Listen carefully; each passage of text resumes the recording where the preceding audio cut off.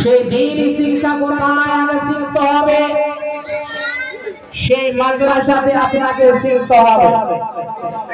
সেই মাদ্রাসা আর যদি ছোট হোক না কেন আর বড় হোক না কেন, সেই মাদ্রাসা দিয়ে আপনাকে শিক্ষা অর্জন না করলে আপনি সাফল্যমণ্ডিত ব্যক্তি হতে পারবেন না। যে ছেলে হোক বা মেয়ে, দ্বীনি শিক্ষা অর্জন করতে হলে আপনাকে মাদ্রাসাতে যেতে হবে।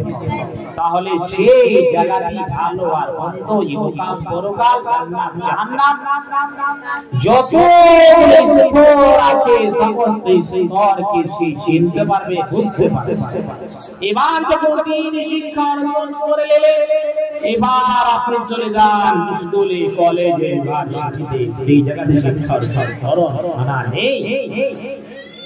শ্রোতাবৃন্দ, সেই মতো হযরত লুকমান হাকিম নিজের ছেলেকে, সুসন্তানকে কিভাবে শিক্ষা দিয়েছিলেন তার চিত্র আল্লাহ রাব্বুল আলামিন কালাম পাকের মধ্যে উল্লেখ করেছেন। ভাইরা ও পর্দার আড়ালে মা ও বোনেরা, কি উল্লেখ করেছেন?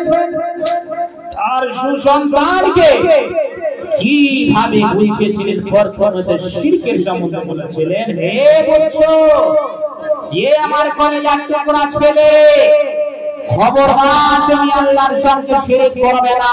আল্লাহ বলছেন, বিসমিল্লাহির রহমানির রহিম, وَإِذْ قَالَ لُقْمَانُ لِابْنِهِ وَهُوَ يَعِظُهُ يَا بُنَيَّ لَا تُشْرِكْ بِاللَّهِ إِنَّ الشِّرْكَ لَظُلْمٌ عَظِيمٌ। হে আমার কলেজার টুকরা বেটা,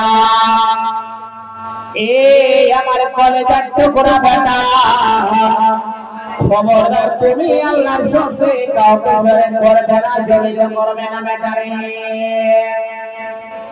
বেটা, আল্লাহর জায়গাতে কাউকে জায়গা দেবে না, আল্লাহর স্থানে কাউকে স্থান দেবে না। আল্লাহর জায়গাতে যদি তুমি কাউকে দিয়ে দাও, কাউকে জায়গা দিয়ে দাও, স্থান দিয়ে দাও বেটা, এটাই হবে বিরাট বড় শিরক।